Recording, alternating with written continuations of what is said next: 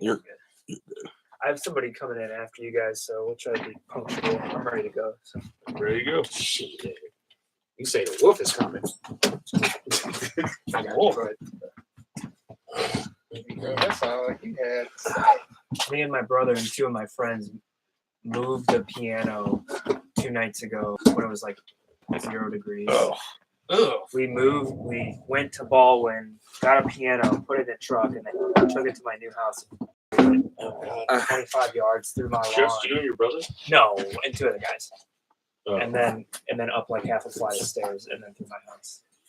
And kiss my ass not once, maybe not I should twice, just but thrice. leave it in the alley and be done with it. And I'm trying to get rid of my piano just because it's kind of stopped working. It's kind of like Mama getting mad. None of the black keys work. Oh yeah. Well, it's also like when I'm trying to play. Jason's face. Racist. None of the black keys work. Doesn't matter how That's Black keys work plenty, goddammit. We just don't work hard. There's a difference. I'm gonna tell you. None of all the black keys not working. You know we lied, So I'm right? just trying to get rid of it. Maybe it's stop giving them handouts. It took 5 guys to get it in. Everybody's back this week. I wish we had a 50 guys, but It's a full house. Oh, no. How many steps ago? I'm the one collecting yeah, like unemployment. 6. Yeah, that sucks. Touche. Guess who's back? It has nothing to do with me. I just have to start this shit up. Hey, you're the only one that's ever actually here when you're not here. That's true. This is true. This is true. I heard you guys last week. It's like, you motherfuckers. I mean, that's the way it's got to be. All right. No, I said I would call in. Boss said he had it, so I was like, fuck it. I'll just sit I back. don't have anything in my cans.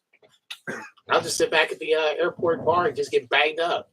I love getting banged up in an airport bar. I don't really, man, because I was going to say Man, I love it. I don't necessarily like flying. There we go. It's I like being quite big bait. here. I like Me being too. drunk because if there's turbulence, I can handle the turbulence a little more easy Yeah. if I'm bait versus being drunk. That's just me.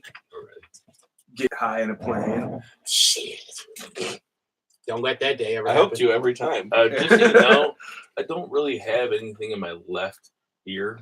Oh. I can handle it, but in case you have something important in here. Okay. It's probably just the headphones being. Just in case you got somebody. You want to use mine? Oh, that's better. Yeah. All right. Cool. I'm ready. Nice. So we're going Royal Rumble recap, Takeover recap, Dean Ambrose leaving. All right, we're ready. Let's do it.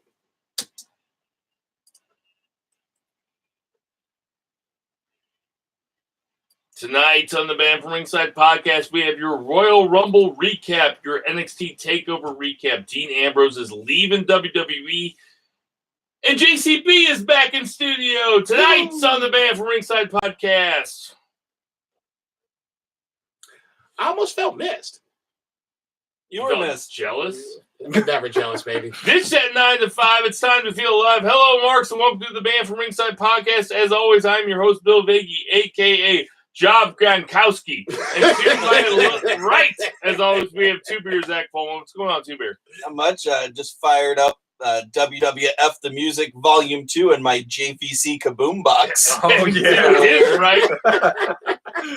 Back into the studio, we have Jason Cornelius Bell. What's going on, JCB? Allow us to pull down the great book of the Band from Ringside podcast, volume 93, chapter 3, verse 14 of the Good Smart Saith, hashtag Who the Heels. It is all good, baby. Good to be back. Shout out to my girl, Becky Balboa. I'll see you in a week, babe. Shout out to my boy, Vice, who took over the spot for me last week. Good job, Vice. He did. Next time, just come in, man. Like I said, don't be scared. These guys ain't scared of you. Don't be scared of them. Just come out swinging I'm next time. scared of him. There you go. So come out swinging next time. And all the way across the table, we have Murray, the Murray Man. Murray, what's going on, Murray? Not much. Hey, I forgot to mention it the last couple of weeks, but don't forget we have our shirts on ProWrestlingTees.com. See, that's why you get the big bucks right there. And what's the YouTube channel? Band from Ringside. And we're live on all of our social medias at As BFR always, Pod. on Twitter, on Instagram, on Facebook, Friends of BFR. At BFR Murr, at BFR JCB, at BFR Zach with an H, at BFR Bill, at BFR Pod. We are coming at you from the beautiful, exquisite Shock City Studios in South City, St. Louis, Missouri. It's cold here. We got Sam the Muller Mall, turn the knobs. Mr. Perfect's in the house. Before there's tons of stuff to talk to, so tons of stuff to talk about, so we gotta get to it. I will say, Soul Taco is that day one-ish sponsored, guys. They are great. They got them spicy pork burritos, spicy pork tacos. They got those steak tacos, steak burritos. They got those kimchi fries. They got those the sweet potato. They call it the potatoes and waffles. The kimchi and waffles. It's so good. Go get yourself some Soul Taco, guys. They got places in the UC Loop, 2 food trucks driving around St. Louis, Missouri, Chesterfield, Missouri, Columbia, Missouri, Champaign, Illinois, Chicago, Illinois, 2 spots in Chicago, Illinois. Go get you. Did I miss one? No. Is the Loop open yet? Did I not say the Grove? Grove? No, I'm sorry, the Grove. I apologize. The Grove not open yet, but they got a place opening up in the Grove. Go get yourself some Soul Taco. And also JJ Twiggs Pizza on Southampton. JJ Twiggs Pizza is the place that I usually end up on the weekends to watch my games, to eat my pizzas. They are a friend of the show. They're a sponsor of the show. If you hit us up on social media, any single one of us, and ask for a $10 gift card to JJ Twiggs, we will mail it. We will pay for the postage. We won't even take the 39 or 42 or 44 cents. 52 now. It's 52 cents. 52. Holy shit, makes me feel old. We're not going to do it now. But 52 cents. Send us another $1. Venmo me another $1. Right. And we will send you the $10 gift card. But without further ado, let's get to our 3 counts. JCB was at the Royal Rumble. He was in Phoenix this year. Yes. What's going on? I forgot the shirt. It was great, man.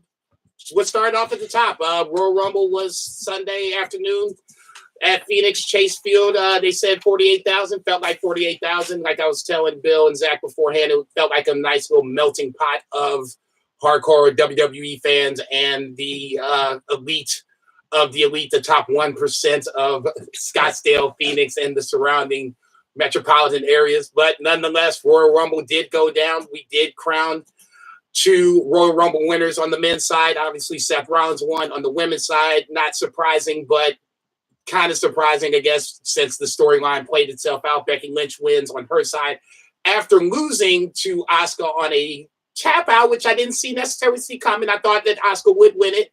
I was also surprised by that. I thought that the tap out was the surprise. I didn't think that the loss was the surprise. Exactly. Outside of that, then you had the normal suspects, Brock over Finn. Once again, in another tap out. I was kind of surprised about that. Not surprised about the loss. Didn't really put Finn over like I thought. I'm surprised about the beatdown. That's more of my point. I think this was if there was a bridge where we complained about AJ a little bit, we complained about Daniel Bryan a little bit. This to me is the biggest complaint of the bunch because it just really feels like Finn was there just to be there versus an actual, this was a competitive match. It followed the same blueprint like the first 2 matches did with AJ and Daniel Bryan, but Finn just really looked like it was booked to be outclassed, outmatched, whatever you want to call it. I feel bad for Finn, but ultimately, I kind of knew this was going to happen. Let me stop you there before we get to the Royal Rumbles. Was the beatdown Finn versus Brock? Obviously, was a fun match. It was a great match. No, it wasn't that great. Oh, it was a really good match. Is the beatdown better or worse than Finn? For Finn? Worse. It's worse because to me, you've built him up, and now you've taken any kind of momentum away and basically just shipped him back to the mid card. Will the beatdown be better or worse than Finn if they end up coming back to that at SummerSlam or some later thing down the road? It would at that point. Then if Finn can come back to the main event portion of the program, then it would be maybe not as bad. I just don't. I think what Vince said on Raw is how he truly feels. He does not have confidence in Finn Balor. He likes big guys. He likes the muscular guys. see your Braun Strowman, see Roman Reigns, see Brock Lesnar. So Asuka tapped Becky out. What did you think about Ronda versus Sasha Banks? The crowd was kind of a surprise on that. It was more pro Sasha and vocally so. When Ronda came out, it was one of the biggest pops, and it was a boo pop, audible boo. She is now the new Roman Reigns, hands down. Not disagree with that, but it's funny. It's not even been a year yet, and the fans are slowly starting to turn on Ronda, which is kind of a surprise because she came out and kind of ingratiated herself with the fans and made, tried to play nice. But now I guess this booking where she's just, I won't say steamrolling, but she's undefeated. This is I'm guessing that the fans are not necessarily too happy with it. I don't have a problem with her in-ring work. I don't have a problem with her promos. The people that have a problem with their promos don't do what she does. Yeah, you got to have a problem with the promos. But okay, it's not easy. It's no different than waiting tables. If I grabbed somebody off the street that never waited a table and told them that you had to start waiting tables and talk to people that you never met and don't know, it's not easy. It's not easy to talk to 10,000 people live and then millions of people around the world. So, I mean, for a year, let's cut her some slack and let's see how this works. Don't script her, let her talk. Zach, what was your favorite match of the night? I think my favorite one was Brock versus Seth. It was super fun. You jumping ahead, bro. Brock versus Finn. Yeah, sorry. Brock versus Finn. Yeah. I'm not even drinking. Yeah. Yeah, it's just Mountain Dew. Yeah, Brock versus Finn. It was just fun for what it was, and I really enjoyed all the selling that Brock did. He really sold his ass off for Finn. That midsection, it was kind of cool. They're playing up the midsection. Obviously, Finn's finisher involved the midsection. It was very short, but I mean, it did its job. Murray. Oh man, my favorite match was the half AOP tag team. No, I'm totally kidding. Half for fun, half AOP. Yeah, that was the best thing I've ever seen in wrestling. I'd have to almost agree with Finn Brock because Finn took over that first half of the match. But to be honest, I liked Ronda versus Sasha way more than I thought I was going to. I was really nervous about that match for a number of reasons, and it surprised me the most, I think. So I was actually most entertained and was surprised that I was still into the show at that point. That was my number two. Okay, see, here's the difference between those two matches. Sasha comes out looking strong. Okay, even in the loss, she looks better than she did coming in. Still has some momentum. Finn doesn't have that same momentum. Yeah, I hated the beatdown. I liked the match. I hated the beatdown. Yeah, I was getting ready to say, at that point, it's done. I didn't hate the beatdown at all. I kind of liked the beatdown just because it seemed to me like from a character perspective, it seemed to me like Brock was pissed off that Finn got that close to beating him. And Brock was like, man, fuck you. I'm going to beat the shit out of you because I can in a way that's not sanctioned.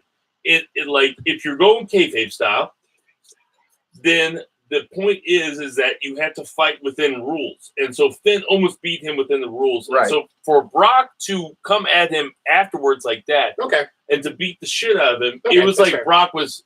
Here's the thing, though. You need commentary to tell that story because I didn't even consider it. You're exactly right. And commentary did not tell that story. And I was at a party where you don't listen to commentary.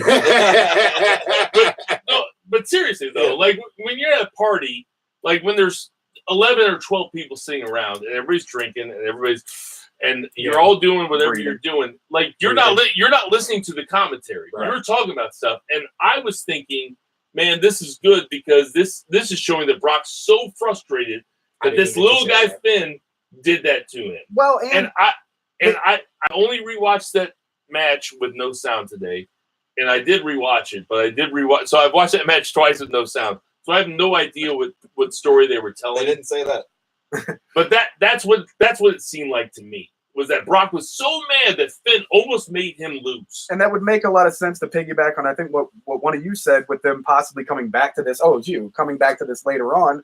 They would really have it on the "we don't believe in you" Finn thing with Vince, of all people, was in a segment, whether he really thinks that stuff or not. He put himself in a segment with him. Then they go into Royal Rumble and have that match where he started off really hot. And then at the end, obviously, he could have taken Brock out and didn't. He beats him up. Almost did. Right. So, like, I don't think that this is the end of not necessarily a feud, but they're gonna. I feel like they could very easily throw Finn back into. Well, I think it's almost like they were building up. I guess the counter argument would be that they're building Finn up so he can take the Intercontinental Championship from Bobby Lashley at WrestleMania, which is also good to me. I used to love the Intercontinental Championship more than the WWF Championship, and all of the people that held it ended up the big top guys. Yeah. So I want somebody that can actually carry that title. And let's talk about the Rumbles, because to me this is the first time in a long time, except for maybe last year. It's 364 days. They put the right people over. The right people won the Royal Rumbles. Yeah, they did it right last year. They did the right thing in this year. Right. So, what did you think about Becky Lynch winning? I wish they would have just did it differently, in a sense where you didn't have just her doing 2 matches. If you wanted to do it like that, then have Sasha be able to do the Rumble as well. That just left it a little too obvious, at least in my mind, that she was going to win. That's why I think, well, at least I'm keeping my fingers crossed. To me, the ultimate WrestleMania card would have 2 separate singles matches where you'd have Asuka, Charlotte 2, you would have Ronda, Becky. That's still possible. I'm not saying it's not going to happen, but the way that SmackDown has kind of started off this week towards the road to WrestleMania, we're starting to get more and more back to the triple threat thing. I don't think you need a triple threat with Becky and Ronda. That storyline is going to write itself on Twitter. But Becky was the right person to win. Yeah, essentially, because you can go either way. Essentially, because they're on 2 different shows, you need Becky to win to set up this match. Seth Rollins, to me, is a slam dunk. It's a no-brainer. This is the classic case of what I've said many, many times. You build up 1 or 2 guys, and you leave the rest of the roster to shit. Outside of that, legitimately, and you guys said it, there are like 3 or 4 other legitimate guys, Braun Strowman included, who he eventually eliminated. Outside of that, there was really nobody else that was legitimately going to win. Beer, what do you think? There you go. As far as the Women's Rumble, both of them, I think the right people won. One thing I liked about the Women's Rumble, I said it on Twitter, was there were no legacy acts. There were no Hall of Famers. That was all there was last year. And this year we actually got to see fresh talent. Rhea Ripley looked like a fucking badass. Mm-hmm. So did Casey. Lots of consonants. Right. Like she looked awesome. There's a Z in there somewhere. Yeah. Wish there was a Z in there somewhere.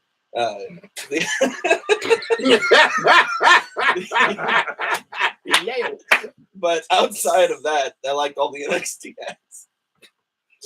Murray, what you think? Hold on, let me finish. One bad joke shouldn't kill it. One bad joke shouldn't kill it. One bad joke didn't kill it. Anyway, put it over. So the go on hot. The only thing, it's like the match was not well put together. I didn't love that. It sucked until like the end. Which match are you talking about? The Women's Rumble. The Men's Rumble, I thought, was just a Royal Rumble. It wasn't super exciting. A lot of people were talking about the Nia thing. I'm fine with intergender wrestling. I love that there's guy on girl action. Damn it, here we go again. Let's save that. All right, you want to save that? Okay, the Rumble is just a Rumble. Let's save the women's thing. All right, let's save Nia Jax taking the Okay. Women's Rumble, I was thoroughly entertained. And like he said, it was a lot less hokey than last year. They actually seemed like they had a lot of legitimate talent in the ring that could go. And they all had their own little spot, and most of it made sense. I mean, there was some downs, but, all in all, I was entertained by that. The Men's Rumble had me worried for a second because it started so hokey and gimmicky. But after watching that part again... Hang on, I was going to say, Kurt Angle wasn't supposed to be in it. Oh, okay. That's number 1. I think that might have been the Lars Sullivan almost spot. Obvious, yeah. Okay. Lars Sullivan and John Cena were supposed to have their little start to their WrestleMania program. But since Lars Sullivan went AWOL, right, so you couldn't even start that. For sure. So that might have been Lars Sullivan should have been in the Rumble. They were trying to get they had to replace Lars Sullivan with somebody. They replaced him with Kurt Angle. I would have rather it be or it was Kurt Hawkins. I think Kurt Hawkins was supposed to be in it. They replaced Hawkins with Kurt Angle, but then you still had, let's just say it was Jeff Jarrett. Jeff Jarrett might have took which I didn't hate that. Bar Sullivan's spot. I didn't hate it, but I mean, it's just it's Jeff Jarrett. I was worried at first, but then once it really started getting into it, and some of those acts started getting tossed out, it was a long 7 hours, and I had a good time by the end of it. Though, well, so it was long. They got the legend spots out of the way at the beginning. yeah, exactly. So Listen, I was worried at first. Elias and Jarrett starting That off a was Royal cool. Rumble is very good. I was all right with it after I thought about it. That's very good. Even though It was 7 hours later, so even I was like, though- ow! Jesus Christ. Jared looked You like know? he was dressed And you were like there. he was at so, that South. Jared looked like he was dressed at that South City Lime swingers club. Like, what was he wearing? What was he wearing? Where are Yo, you double going? J. That was his 90s gimmick. yeah, the double J gear. I know, but it doesn't look good. It doesn't necessarily translate. Don't piss me off. Slap nuts. I loved Go ahead. both the matches quite a bit. Predictable isn't always bad. No, in this case, it's not always bad. Lynch winning is good. Yeah, Yeah, everybody because wanted this everybody is to what win. Seth Rollins versus Brock Lesnar is good. They're the king and queen right Yeah, now. because now That's good. you eliminate everybody else. I mean, shit, it's Seth's turn. Well, it's not only that, but sometimes there have been times where predictable was Jericho was going to win, and then Shane's won, and predictable one time, whatever last year was. I know. I get what you're saying. Predictable's not always bad. No, in this Predictable's case, better it's fine. than making some guy go over just because you don't See want Jinder Mahal. Jinder Mahal. Yes, or God damn, I can't remember who won that 1 year, but it doesn't matter. Orton, thank you. That's what I was thinking of. When Orton ended up fighting Bray Wyatt in the Maggots match, Jesus Christ. it should always be named the Maggots match. But that was shitty. But having the right people go over Yeah, it was is nice. crowd pleasing and good. Especially it's considering good how it and played pure. out. Yeah, considering where they could have won, they did it right, so I can't really complain about that. Two Mark Crew on YouTube said the women's Royal Rumble was their favorite match too. They were on pins and needles the whole match.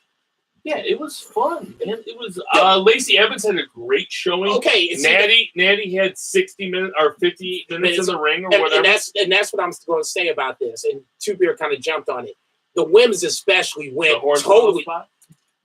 Okay, that's fine. That's just what it is. What it is. I'm not even going to. Come on, you didn't chuckle at it. You No, didn't chuckle at the no. Hornswoggle Of course, spot. you know I didn't. I mean, that's just silly. I popped. Okay, I popped. but they went back to a scenario where you, instead of trying to bring back Lita and Trish, you replace them with Lacey Evans and Rhea Ripley. The future of the Right. company that hopefully, if you do it the right way, Exactly. you'll have this 10 years down the line. You won't have to keep worrying about, especially on the women's side, bringing back the older women. Those are two women that are serious. Rhea stars. Ripley, Oh, yeah. I'm telling you right now. and Rhea I say Ripley is a she's badass. when she hits the main event, the main roster, it is going to change the game. They let Lacey cut a promo at the beginning of it, Which I thought was CM Punk crazy. style. That was a good one. I was surprised about that. Yeah, especially They're being pushing her pretty quick. It was cool though, Okay, and that's gonna be a problem. and she's good. Mhm. She can cut a promo. She can cut and a promo. She can work I with just hope they everybody don't else. Nia. okay, the but see shit out that of kip up shit Yeah. early. Serious. Don't Oh, she doesn't have to be. That's what I'm saying. Still green. Let's just pump Zia brakes. Lee, whatever that gal's name is. Oh, the little. The Asian Yeah. lady. Oh, Not dude. Lee. She had a couple little botches, but dude, she was a monster. She was just like a step ahead. And I Oh, was just yeah. like, okay, come on, baby girl, just slow Take a down for a breath. second. Slow down. But what I'm trying to say is that years ago, Yeah. it would have been impossible for us to think about a Very 30 women Royal Rumble. Now there were women And that I now- wanted to see that weren't in it. Exactly. Now it's like, wait, they didn't include this person. They didn't Right. include XYZ. So that's Yeah. where we're at. That's cool. What I really want to talk about is Nia Jax's involvement in the men's Royal Rumble. And I'll start where I think They got silent like a motherfucker. I'm okay with intergender wrestling Correct. if the intergender wrestling is expected. When Nia Jax comes in, and then Nia Jax, and I'm not saying that Nia Jax did anything wrong, and I'm not saying that Dolph Ziggler did anything wrong, or Randy Orton. But when it's not Or expected for a crowd, for an audience that's not expecting it, Ray's different. Ray's so much smaller than her. Like, it doesn't matter. We get away with Come on, everything. man. Yeah, just because we're short. I will tell you, I was shocked by the super kick from Dolph Ziggler. Now, I'm sure Dolph Ziggler and Nia Jax are friends. And I understand what intergender wrestling is. But that is something that WWE needs to be careful about because WWE employs people that are known women abusers. Stone Cold Steve Austin does a show on their network. Jerry the King Lawler was announcing that night on the pre-show. So when you have Nia Jax come in 30, Nia Jax is a large woman. Bullshit. Yeah, I hated that. No, she's big. No. And you ain't shit. And you have Nia Jax taking legitimate bumps that looked violent. I mean, the RKO thing is one thing. The thing that gave me pause was the Dolph Ziggler super kick to her face while she was holding Rey Mysterio over her shoulder. You guys have any thoughts on this? I think we all watched too much Lucha Underground to really notice. Yeah. Like, No we're all shit. desensitized. Like, Well, no, I'm not going to go that far. With the women's revolution thing all blowing up and popcorning like it is right now, and they're trying to do something with Nia now, and they don't know what exactly to do with her. They're trying to fit her in somewhere.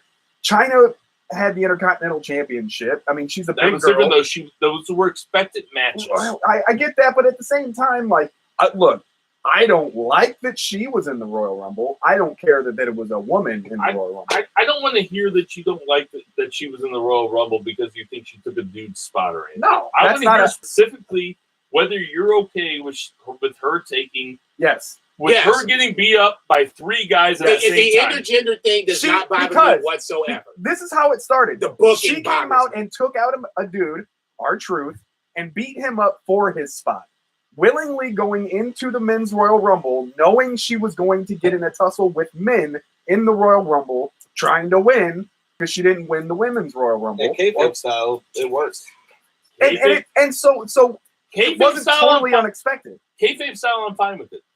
Kayfabe style, why isn't she dominating the women's division if it's taking three guys, three grown men that to take her out? She should be crushing the women's division. No, I agree.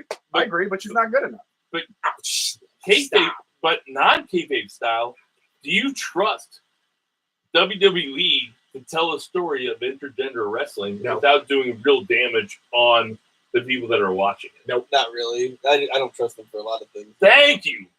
Nope, sorry. That's all I want. No, I mean, that's all I want. I'm cool with intergender wrestling. A bully segment I'm cool all the way up, and then the next thing you know, the person that was... I'm cool with Kenny Omega fighting a little girl in a pro wrestling match, as long as the pro wrestling part of it is so like the crowd gets it. But when you haven't had any woman take a bump from a man in WWE television in like probably 10 years since Vicky Guerrero or whatever, and then all of a sudden Nia Jax comes in there and Dolph Ziggler super kicks her in a great looking spot. Did Ellsworth get beat up by a bunch of girls after? But you sound like a white guy being like, "Well, they say it. Why can't I say it?" It's like that's. Well, I just did that. And I'm like, I'm not saying that's what you're saying. Did you guys notice the pops though? Like, yeah, the crowd, and I'm sure Jason did because he was there. The crowd fucking popped every time. They popped when Nia That's came not out. necessarily the best thing. I know. I was very surprised. Like, she got kicked in the face, and it was the bigger pop of the night. It was a huge pop. Yeah. I There were rewatched it people that were today. cheering for her. There were people that were rooting against her. And when she got smoked, the whole crowd came up. I guess the question is, do you trust WWE to handle intergender wrestling? No, I do not. Hell no. Hell no.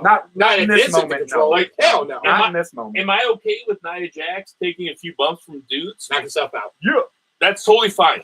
Like, I understand that it's wrestling, and I understand that it's supposed to be fun, and I understand that it's all predetermined and fake. But when you cater to Christmas is cruel. when you cater to people that are into the New Day that are 7 or 8 year olds or 9-year-olds. Sure. And then they're also watching the same thing where these men are taking real shots at women. I think then you're towing a line that probably shouldn't be towed. It was like 4:00 in the morning by the time that spot happened. So I know. But you know that I'm right though. I'll just say this. I'm worried about how they're going to handle that. Like you can't do the New Day and do guys beating up chicks What if it was a New Day in the beating up same chicks? show. I don't think they would do it kayfabe style. Pancakes. Beat him with pancakes. Let's go on. All Let's right, talk that'll about do it. it for our 2 counts. That was the 1 count. Yeah, right. No, we're getting up to our 2 Under a counts. 2 count. 2 count. NXT Takeover. I mean, we have one of the best pay-per-views of the year, maybe. I mean, with only January. Yeah, I was getting ready to say, let's talk to One of the best pay-per-views of the last 12 months. Yeah, exactly. Like great matches. So just a quick rundown. We had War Raiders come out to an awesome entrance. As soon as I saw that, I'm like, well, they're not. Killer match, dude. Oh, War Raiders versus. Oh, there. Just watched it again today. So whenever we were building. goddamn good. Just over the top, action packed. Does not cease. Like those guys just put it all out there. And the War Raiders go. I mean, Yeah. what's his name? Not Rowe, but the other guy. He Hanson. seemed a little blown out by the end of it. Shit, he was doing like. But he was working. Yeah, I was going to say, how many backflips is a Right. 300-pound man supposed to do and not get winded? Yeah, yeah. Cartwheels. But- He's doing fucking handstands. It was great. Yeah. That was a fantastic match. So they go over. They win the NXT tag belts from Undisputed Era. So we got a new era in tag team wrestling in NXT. They could continue that fucking feud for all I care. Like Forever. 2 more matches. Yeah. We had those 2 teams complemented each other so well in a match. Yeah. The War Raiders and Undisputed Era, it's like those 2 little guys versus 2 big guys, but the big guys can do little stuff and the little guys can do big stuff. yeah. And watching them do it against each other was really a treat. Roderick Strong- I hadn't watched that match until today, and I was Fantastic. hyped watching that match. See why I get mad when you call them the Lollipop Guild, man? They are not the Lollipop Guild. They can go. Okay? Those are the 2 big ones. Or big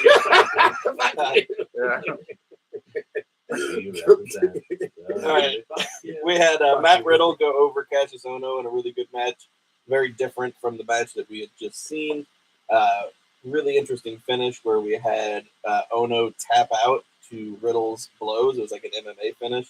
Super cool. I know it's a mixed reactions on Twitter when I saw it. I really liked it because I like the diversity of finishes. Even in NXT, I think we need a little bit more diversity of finishes. I think we need more ref stoppages in particular without tapping out, like the ref stopping. Yeah, that to me is like, There's been a couple of those. shit. There's been a couple of those. Yeah, but it's not as much as I personally agree. would like, just because that really cements the fact of, okay, I've won and I beat you down to the point where you can't take any more punishment. And it keeps the person strong too. You know, They not did that Ohno later needs that to night, stay actually. strong, but Yeah. like, you know, say for instance, like Becky, you know, everybody was like upset that she tapped out. That could have been a ref stoppage, and then she wouldn't have tapped, and so she still looked strong. Stone Cold, But she lost. Yeah, it's like Stone Cold passing out. You know? But it's one of the most iconic things to ever happen. Yeah, and then, it got everything accomplished. Brett Right. won the match. You got Stone Cold over. You did the double turn. It was just like all those stars and moons aligned in the same spot, and boom, you made it work. So I mean, I get what you're saying. Go ahead. Yeah, probably my favorite WrestleMania match ever. Actually, I'm not saying something. Yeah. Speaking of HBK, Mr. Takeover, Johnny Takeover, Johnny Gargano wins the NXT North American title from Ricochet, and what I would call the match of the night. Yeah, easily. I don't even think it's close. Yeah. And that's saying something, because it's not like any of the other matches were bad. The latest match was good. The main event was good. I just thought that this was the match that I wasn't sure who was going to win, and they played off of that, at least me being emotionally invested, where there was close falls on both sides. The Ricochet spot where he jumped like over the ring post from inside the ring, outside the ring. Classic NXT. Yeah, okay. And that's why I think I like NXT, is because it still has the indie feel to it, but it's under the WWE umbrella. It's still wrestling with great production and great storytelling. Yeah, obviously with little talk. A lot to do with that. Yeah, the stories they tell in the ring it's ridiculous. It's like how New well, Japan in that aspect. For sure. And I think once again that's probably the reason why I like it. Go ahead. Yeah, like great story. Started off super technical on the mat. Then we get some more high flying stuff. Super cool storytelling, like we said.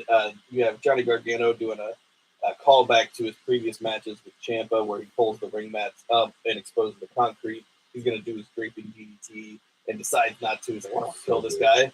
He's like, I just want to win the title. I don't want to kill him. And then he still can't win the match, so he's like, fuck it. He just gives him a brain buster on the exposed concrete, and then he does this for you. It's real storytelling. Great in the ring, which is what the old guys always talked about.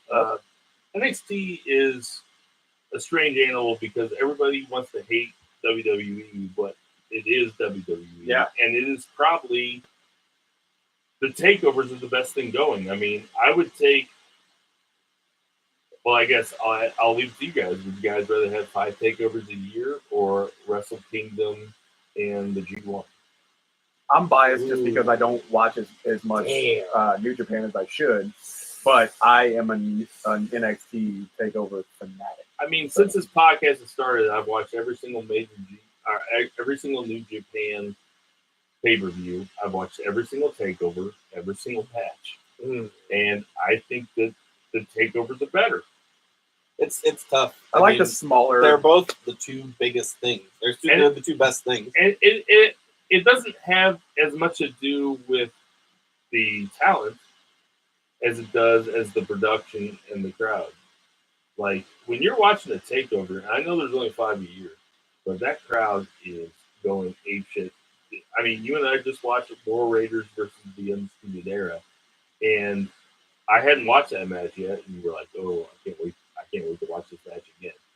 That crowd was going apeshit. It's a different culture, though. Like the Japanese culture, they don't do it. I understand, but as an American, like you're asking me to like pick between like one of my children, like which one's gonna live. I bet them both. It would definitely be Stella. I'm just gonna say I bet all 3 guys. I'm gonna say G1 I just said I bet them both. Wrestle Kingdom just because of just the sheer number of matches. Because you can, if you're talking about G1. especially G1. If you're talking about just this matchup versus this matchup, and then you can just in block matches alone, you have so many combinations of matches, and especially if you can get people that haven't been in the G1 before, like Hangman Page or whatever. Him and Suzuki was a match I never thought I would see, and all of a sudden, poof, here it is. So, I mean, it just in that sense alone, I'm going to stick with the New Japan side. Anything anybody else want to say about NXT TakeOver? Just final thoughts or anything? Real quick, we got 2 more matches. So Shayna Baszler, in case you didn't watch, Shayna Baszler goes over Bianca Belair. Cool match. This is kind of in a death spot. It was a cool match. I liked it. They're going to have a tough time following that match. Belair will be a main event. Oh, absolutely. Yeah, she'll be champion. Yep, absolutely. And then Tommaso Ciampa defeats Aleister Black. Another really good match. Awesome. Black sold his leg like so well. Except for at the Rumble. Sell it in the Rumble. But I have a feeling that because Becky sold her leg the next day, but I have a feeling that Black is, especially with this defeat, he's coming up. He's main event. Yeah, he's main roster bound. This is about the time. They're going to put him with Bray Wyatt. That'll bring us to our 3 counts. And this might have been the biggest news of the week, honestly, is that Dean Ambrose has asked for his release, or has said that he's not going to renew his contract after WrestleMania this year, and WWE has also acknowledged it. So that's the tricky away part. by that. Yeah, this ain't the WWE. Unless it's a work. So no, stop it.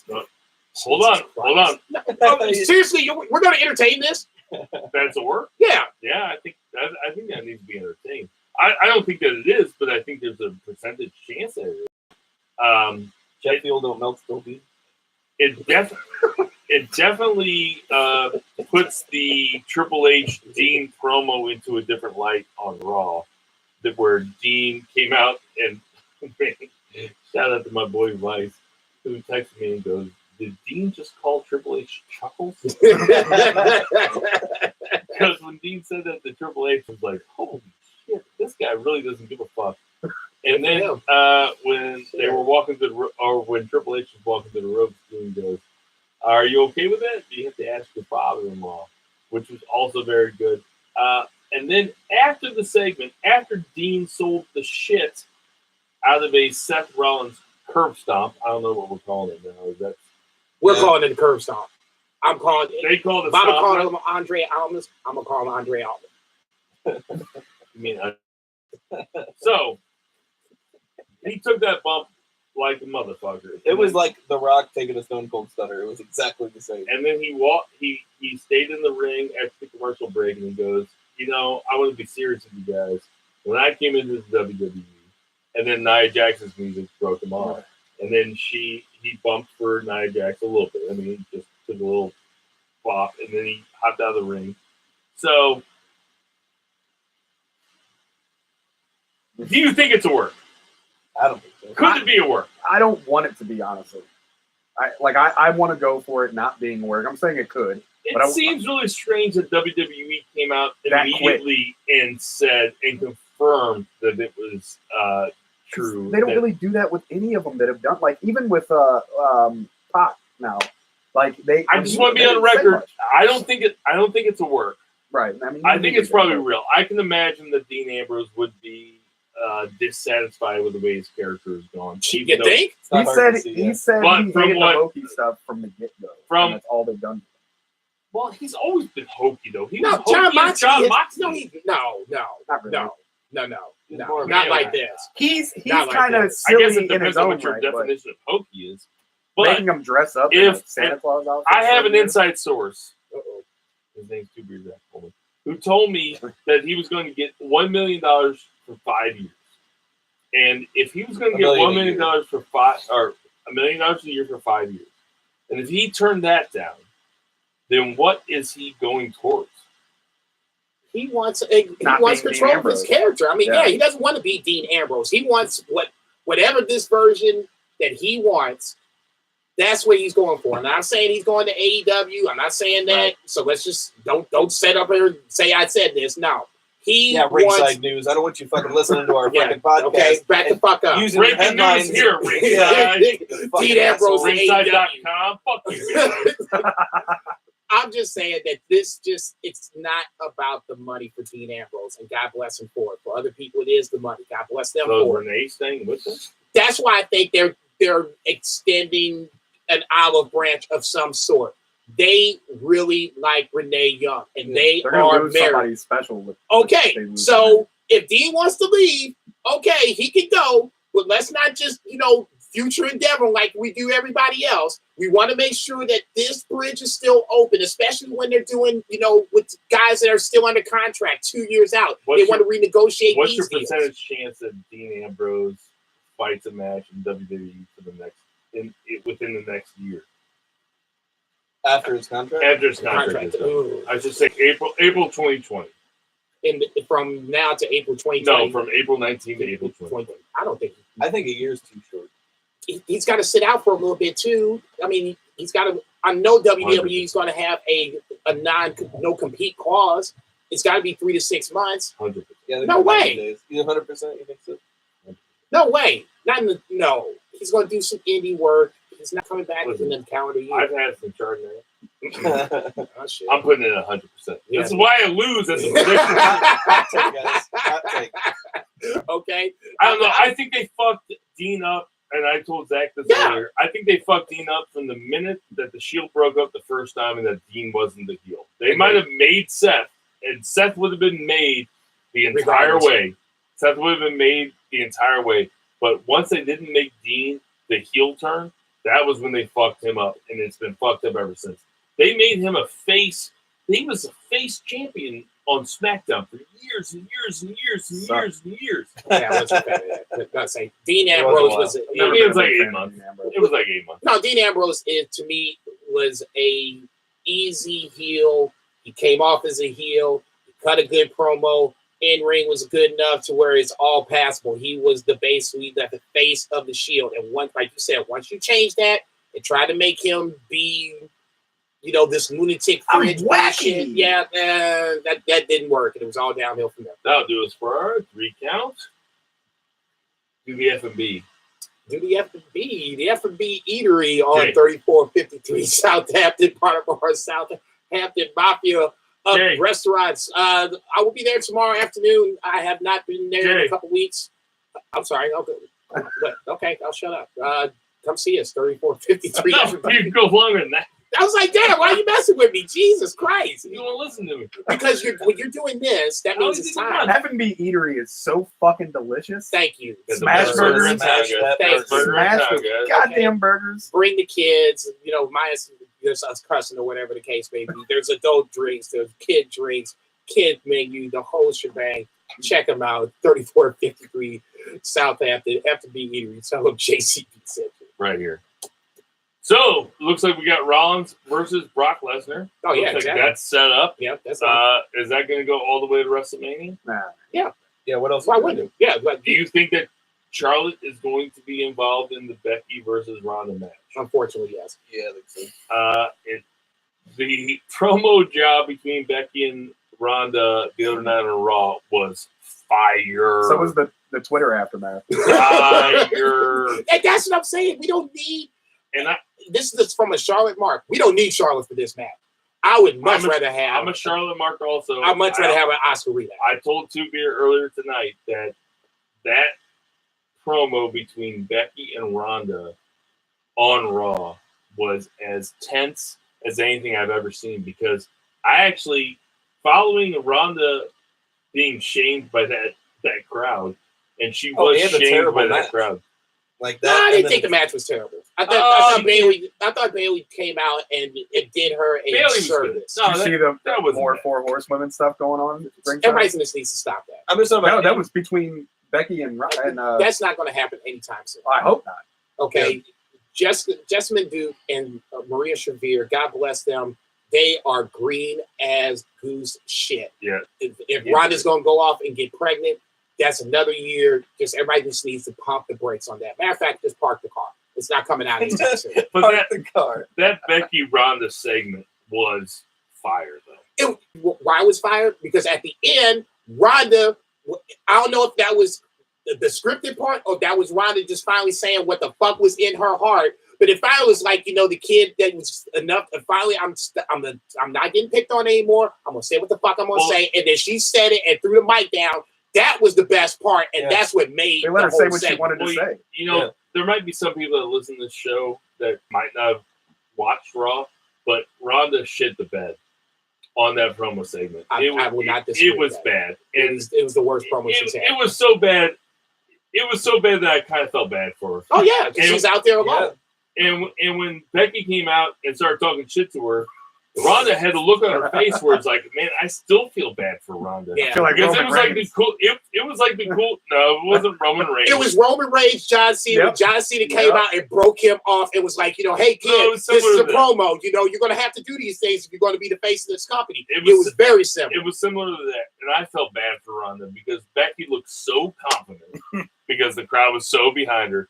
And Ronda looked like her tail was between her legs, and because she fucked it up. But she came back at the end. Yeah, she did pick it up. She picked it up at the end. And she came back at the end. She went off script, and it was fine. And there's something to be said about that. So as much as people want to slam Ronda Rousey, give her the credit on that. She picked it back up at the end and saved pretty much a downward spiral. We had another the biggest news in the week is the Mojo Rawley promo. No, I'm kidding. The other thing is that we had the Elimination Chamber announcement for the next pay-per-view, which is Daniel Bryan versus AJ Styles versus Randy Orton versus Mustafa Ali versus Samoa Joe versus Jeff Hardy in an Elimination Chamber match. That match looks like fire on paper. Yeah. On paper, it absolutely is. Like Samoa Joe, so hot it could ignite that awesome. Joe better fucking win. Did Samoa Joe, guys? Dude, that his promo on SmackDown was ridiculous. Was it not one of the better promos you've seen in a long time? Everybody in the ring corpsed. It was so good. Like when he crushed Jeff Hardy, that was it. Everybody in the ring got and they knew, like, I knew he was going to go after Jeff Hardy like that, but everybody was Well, like, no, I didn't think he would go like that. Right off the bat. When he made the AA reference, that's why I was just like, Man. so we going here. Okay. Okay. R-Truth is the new U.S. champion. Man. Sort of. Pretty strange. If he does not call himself the Intercontinental Champion, they're missing out. That whole segment got me And we have- confused, and I was done with it. Hashtag free Shinsuke. And it looks like Elias and Jarrett are not done. Man, that Borsey? Yes. Yes. I was over it at That Rumble. Borsey won a 3-hour Raw. Yes. Very You much guys so. are unbelievable. No, I'm okay with unbelievable because you took away Elias's push right when you had poised to give him this push. You guys Then you won it made all. him to But lose. Jarrett You made him lose to Okay. Baron Corbin, Nate once but twice, and now he's feuding with Jeff Jarrett. Yeah, but Jarrett can put him over. What is entertaining about that? I can't wait to get home with my baby tonight. Yeah, where's All right, everybody. There's a few birthdays to celebrate this week. Ronda Rousey is 32. Wow. Haku! Bless you. Meg! Sancho.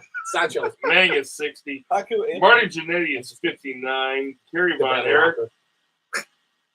Yeah, okay, yeah. Last week you were talking about everybody's Texas RIP. Tornado, 59. Chris Sabin is 37. Punishment Martinez in NXT right now is 37. Madison Rain is 33. And Connor from the Ascension is 39. Hey, everybody, we know there's tons of podcasts to listen to. So we appreciate you guys listening to ours. For Seth Mall. Check. For Shock City Studios. Check. For Sam Ball. For Check. JD Twigs. For Check. Soul Taco. Check. For F&B Eatery. Check. For Murray the Murray Man Murray. Check. For Two Beer Zach Coleman. Check. For Jason Cornelius Bill. I am Bill Biggie. Job Gronkowski. And go Rams! Jason Cornelius Bill. As good as Andre. Who the heels?